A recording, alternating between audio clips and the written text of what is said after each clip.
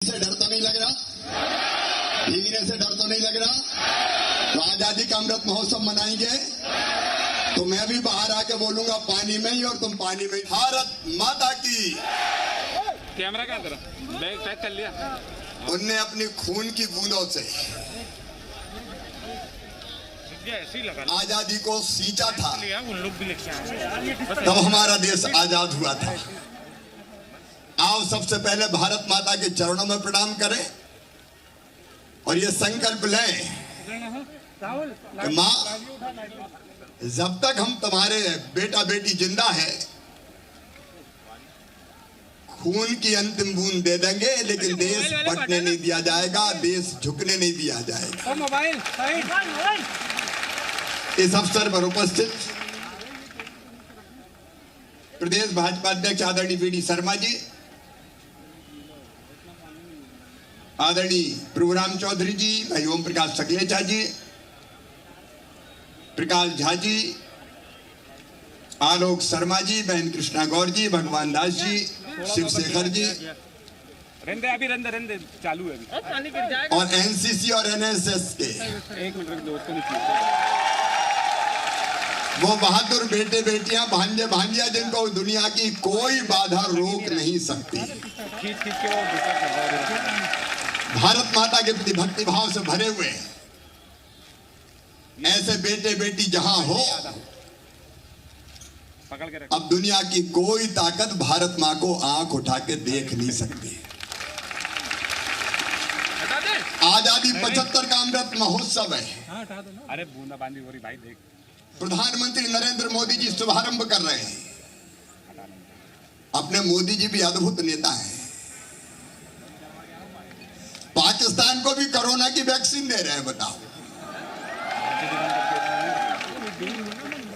एक वैभवशाली भारत, एक गौरवशाली भारत, एक संपन्न भारत, एक समृद्ध भारत, एक शक्तिशाली भारत के निर्माण का सपना सच हो रहा है कि आजादी 75 पर हमारा सीना गर्व से फूल जाता है। तब जब डोकलाम में अगर चीन अकड़ता है तो हमारे सैनिक गर्दन तोड़ के चीन के सैनिकों को वापस उसी तरफ फेंक देते हैं।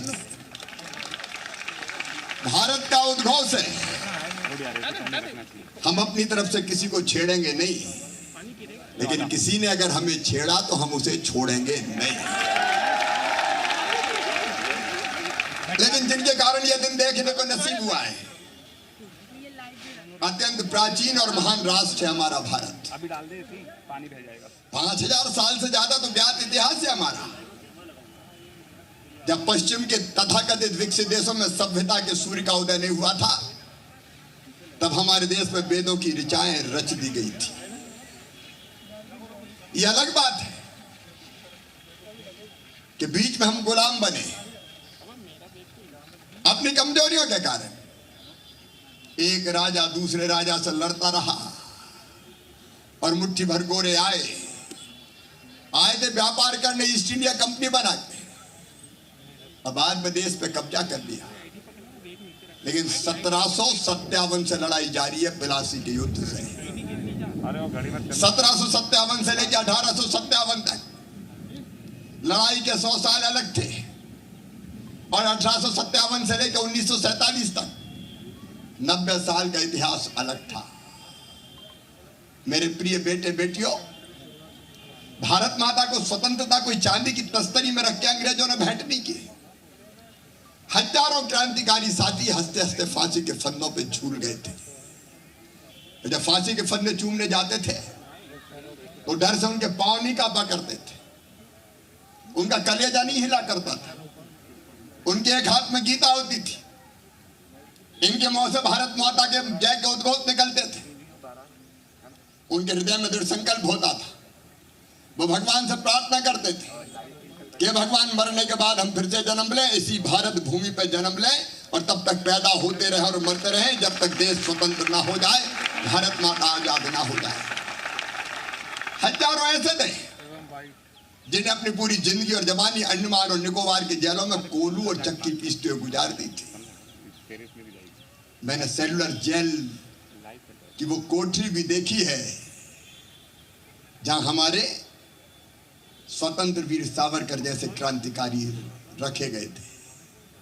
हाथों में हथकड़ियां, पांव में बेड़ियां, कोलू में बैलों की जगह जोते जाते थे क्रांतिकारी।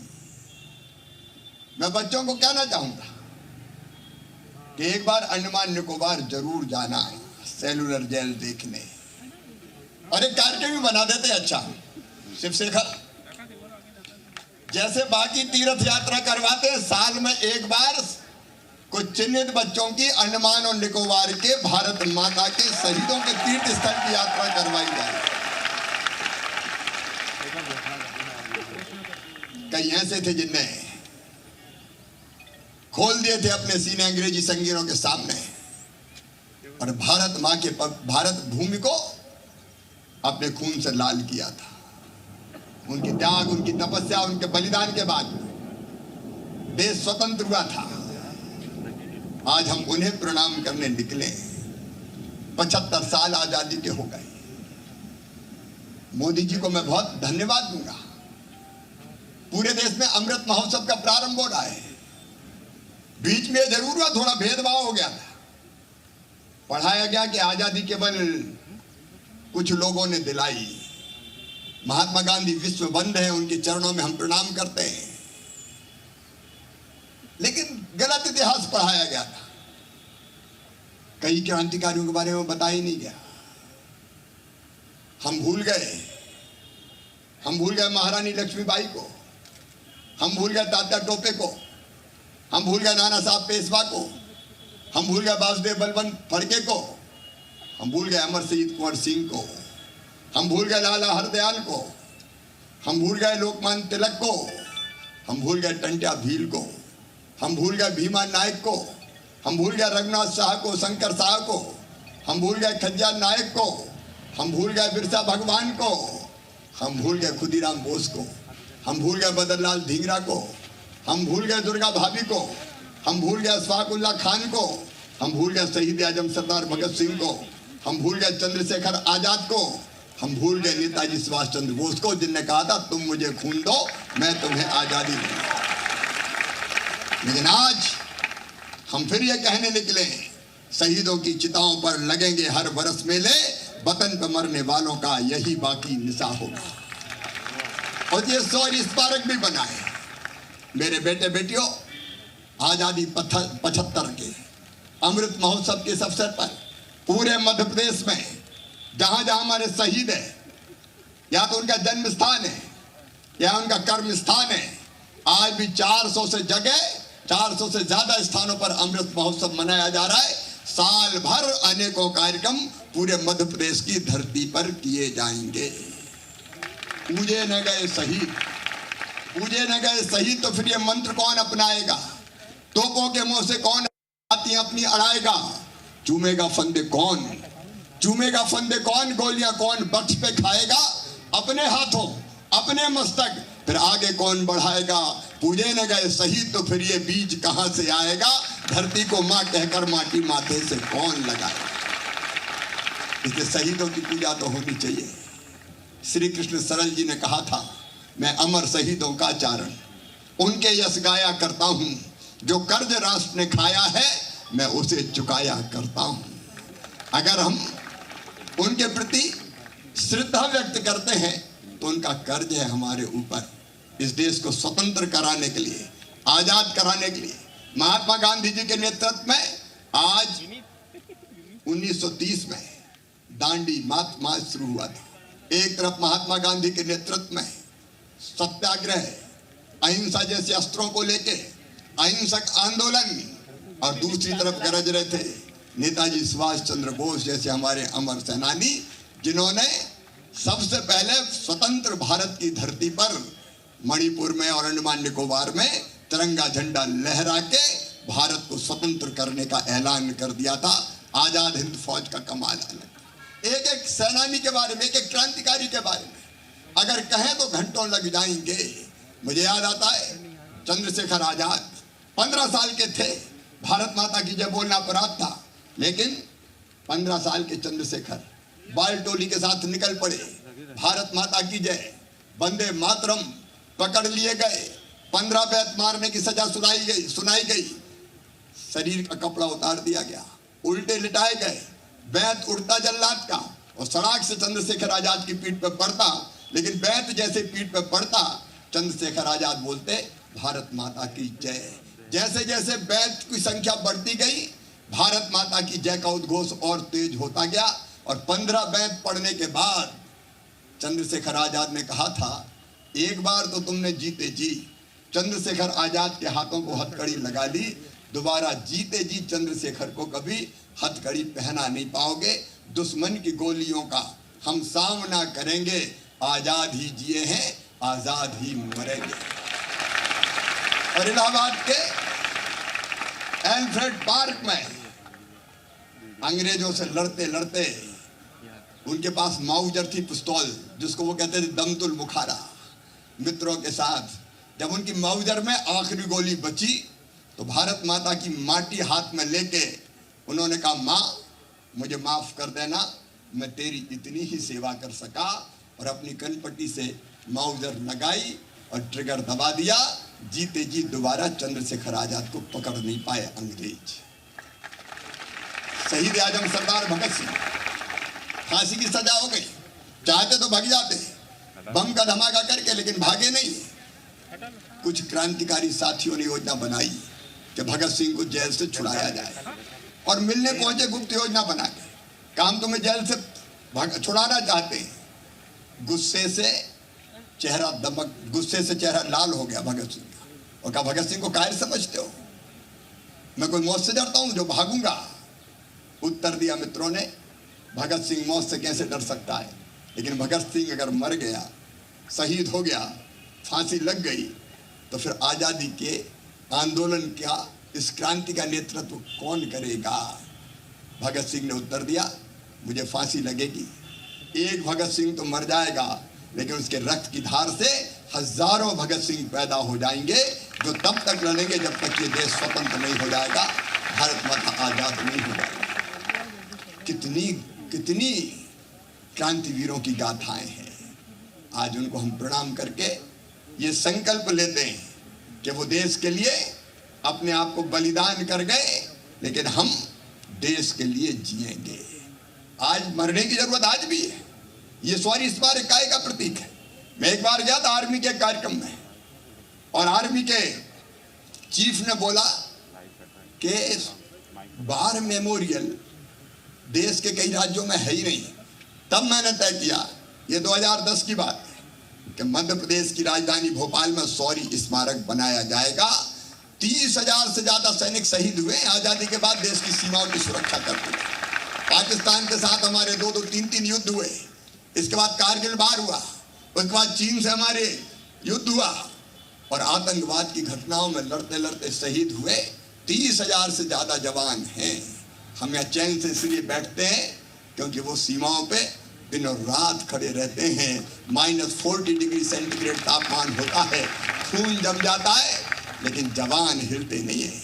उनके कारण आज भी हम सुरक्षित हैं। यहाँ देखेंगे, हमने उनके फोटो जो मध्य प्रदेश के ऐसे सैनिक हैं यहाँ लगा रखे, जहाँ आपने देखा होगा प्रणाम करने हम लोग श्रद्धा सहित जाते हैं। यहाँ भारत माता की प्रतिमा भी इसलिए लगाई गई है कि हम उनको लगातार याद कर सकें, जो भारत माता की स्वतंत्रता और एकता अखंडता की खातिर आज भी अपने आप को बलिदान कर रहे हैं। और हमारा संकल्प यही हो कि हम अपने देश के लिए जिएंगे। और अपने देश के लिए जीने का मतलब क्या है? जो काम करेंगे तो मेहनत और ईमानदारी से करेंगे, केवल अपने लिए नहीं, अपने देश का अपना कैरियर भी है, रोजगार भी है, रोजी रोटी भी है, वो भी चले, ईमानदारी से चले। लेकिन जब देश के लिए जरूरत पड़े तो सर्वस्व न्यौछावर करने के लिए हम भी तैयार रहेंगे, और जो करेंगे इतना बेहतर करेंगे कि जिससे हमारा देश आगे बढ़े, जिससे हमारा प्रदेश आगे बढ़े। प्रधानमंत्री जी ने मंत्र दिया है आत्मनिर्भर भारत। आत्मनिर्भर भारत के लिए हमने कहा है आत्मनिर्भर मध्य प्रदेश। और आत्मनिर्भर मध्य प्रदेश के कई आयाम हैं, रोटी कपड़ा मकान पढ़ाई लिखाई दवाई रोजगार के इंतजाम से लेके ऐसा मध्य प्रदेश जहां हमारी प्रतिभा का ठीक ढंग से न केवल विकास हो बल्कि प्रकटीकरण भी हो, अवसरों की समानता हो, हम अपने प्रदेश को आगे बढ़ाएं और खुद भी आगे बढ़ सकें। वैसे मध्य प्रदेश के निर्माण के लिए हम लोग कटिबद्ध हैं। आइए मेरे बेटा बेटियों, मेरे मित्रों, हम संकल्प लें कि जिन आदर्शों के लिए अपने आप को न्यौछावर कर दिया शहीदों ने, क्रांतिकारियों ने, आज़ादी का नेतृत्व करने वाले महापुरुषों ने, चाहे वो महात्मा गांधी हो, चाहे वो सरदार वल्लभ भाई पटेल हो, और चाहे वो नेताजी सुभाष चंद्र बोस जैसी क्रांतिकारियों की श्रृंखला हो।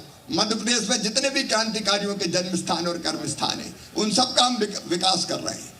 हर जगह उनकी स्मृति का में अलग अलग स्मारक बनाए जा रहे हैं। कई बन गए, और जरूरत पड़ेगी तो और बनाएंगे। लेकिन उनको स्मरण करते समय हम अपनी ड्यूटी और कर्तव्य का ठीक पालन करते हुए अपने देश और प्रदेश को आगे बढ़ाने का काम करेंगे। अपने लिए तो सब जीते हैं, कीट पतंगे भी जीते हैं, पशु पक्षी भी जीते हैं। अपने लिए जिए तो क्या जिए, जीता तो वास्तव में वो है जो औरों के लिए भी जीता है, देश के लिए जीता है, समाज के लिए जीता है। उसी का जीवन वास्तव में जीवन होता है, और वही है जिनको श्रद्धा के साथ प्रणाम किया जाता है।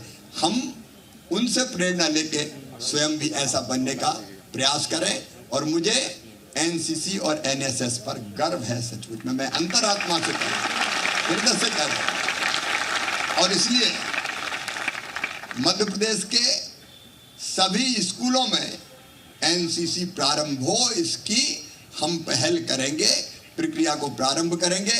क्योंकि चरित्रवान, ईमानदार, देशभक्त, परिश्रमी, जिनके हृदय में केवल अपने लिए नहीं, देश समाज के लिए कुछ करने की ललक होती है, तड़प होती है, ऐसे बच्चे अगर तैयार होते हैं तो एनसीसी और एनएसएस से होते हैं। मैं ऐसे सब बच्चों को आशीर्वाद देता हूँ, मामा हूँ, खूब आगे बढ़ो, खूब प्रगति करो, और याद रखो अपने लिए तो जीना है, भारत माता के लिए भी जीना है, अपने प्रदेश के लिए भी जीना है। आइए प्रधानमंत्री नरेंद्र मोदी जी जिस भारत के निर्माण के लिए दिन और रात एक किए हुए हैं, सचमुच में भारत को भगवान का वरदान है। वो एक अद्भुत भारत का निर्माण आज उन्होंने किया है।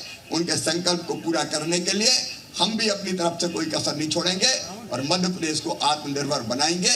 आज आजादी 75 पर ये संकल्प हम सब लेंगे ना, तो दोनों हाथ ऊपर उठा के, दोनों मुट्ठी बांध के मेरे साथ बोलिए, भारत माता की, भारत माता की, भारत माता की। बहुत बहुत धन्यवाद। पानी भी बंद हो गया, डर गया तुमसे। अभिलाषा ग्रुप है कि नहीं है? अभिलाषा ग्रुप है क्या? तो एक बार ये देश वीर जवानों का, अलवेलों का, मस्तानों का हो जाएगा क्या?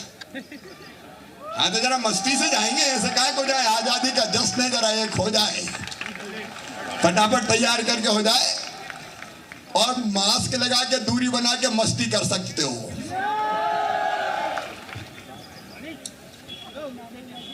बहुत ही सारगर्भित, प्रेरणादायक उद्बोधन माननीय मुख्यमंत्री महोदय का। भारत देश हमारी सनातन संस्कृति की महागाथा है। इस महागाथा को कहने, सुनने, फिर याद करने का प्रसंग बन रहा है ये अमृत महोत्सव। जैसा कि माननीय मुख्यमंत्री आजादी का अमृत महोत्सव, सीएम शिवराज सिंह चौहान को आप सुन रहे थे। दानी मार्च साबरमती से हर झंडे प्रधानमंत्री दिखाएंगे। अशार स्मारक से सीएम शिवराज सिंह चौहान यहाँ पर संबोधन दे रहे थे। हिंदी में 75 सप्ताह तक कार्यक्रम होंगे और पूरे देश में कार्यक्रम होंगे। देशभक्ति का संदेश, भारतीय संस्कृति की झलक। ये बता दें आपको, स्वतंत्रता संग्राम सेनानियों के समाधि स्थल पर दीप जलाएगी बीजेपी और इस बीच 75 हफ्ते तक कई कार्यक्रम जो है सांस्कृतिक वो आयोजन किए जाएंगे। फिलहाल सीएम शिवराज सिंह चौहान संबोधन अपना दे रहे थे और बता रही थी देशभक्ति की अलग जो है।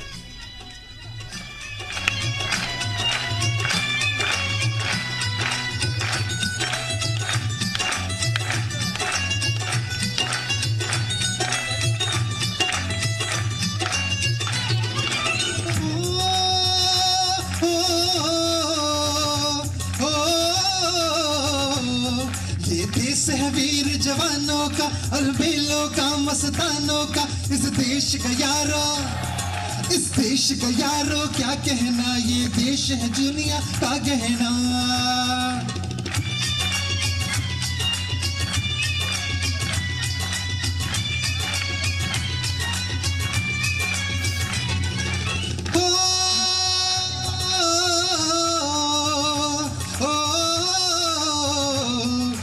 चौड़ी छाती वीरों की, यहाँ बोली शक्ले हीरों की, यहाँ गाते हैं रांझे, जहाँ गाते हैं रांझे मस्ती में झूमे बस्ती में। दोनों हाथ ऊपर करके, क्या बात है, एक बार जोरदार शोर मचा दें।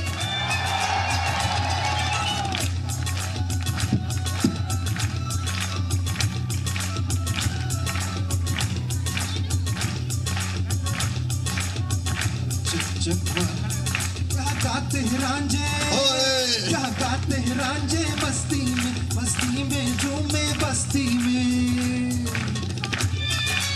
दोनों हाथ ऊपर करके पीछे,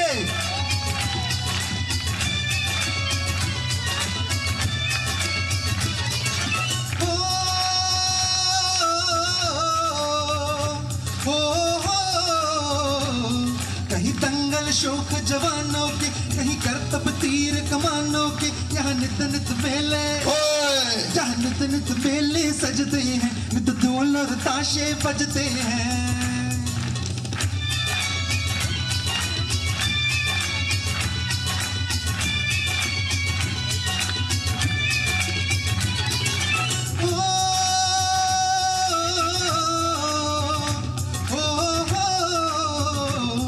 दिल पर के लिए दिलदार है हम, दुश्मन के लिए तलवार है हम। मैदान में अगर हम आ जाए, दिल है कि पीठे हट जाए।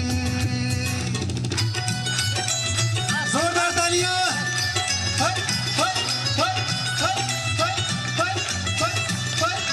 बल्ले बल्ले बल्ले।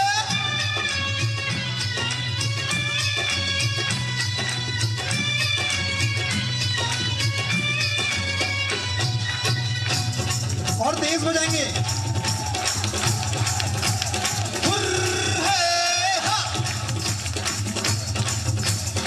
दोनों हाथ ऊपर करके पीछे वाले,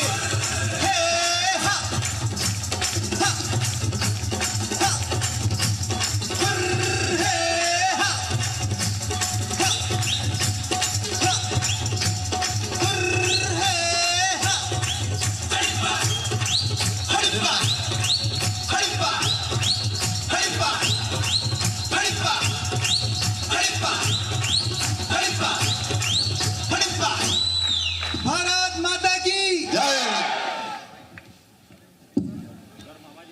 माननीय मुख्यमंत्री महोदय के स्वर में स्वर मिलाकर देश की महिमा को हम सब ने गाया। एक जोश, एक उमंग का वातावरण आज़ादी के इस अमृत महोत्सव के शुभारंभ अवसर पर।